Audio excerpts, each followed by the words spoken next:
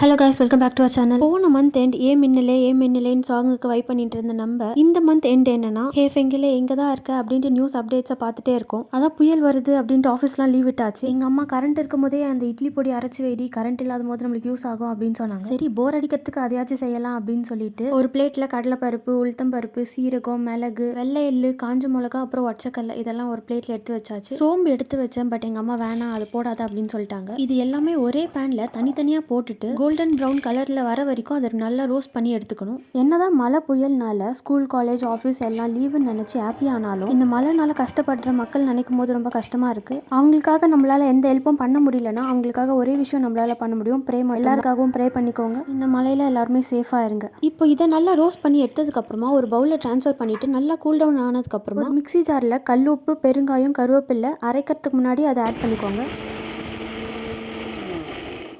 இந்த மாதிரி நல்லா ஃபைன் பவுடரை அரைச்சதுக்கு அப்புறமா அதை கூல் டவுன் ஆனதுக்கப்புறமா ஒரு ஜாரில் போட்டு அதை ஸ்டோர் பண்ணி வச்சுக்கோங்க. இந்த இட்லி பொடியை இட்லி தோசையோட வச்சு சாப்பிட்றதுக்கு பதில் நீங்கள் சாதத்தோட நெய் போட்டு சாப்பிட்டு பாருங்க, டேஸ்ட் அல்டிமேட்டாக இருக்கும். ஸோ அவ்வளோதாங்க இந்த வீடியோ உங்களுக்கு பிடிச்சிருந்தா மறக்காமல் லைக், ஷேர் அண்ட் சப்ஸ்கிரைப் பண்ணிடுங்க. டாடா பாய்.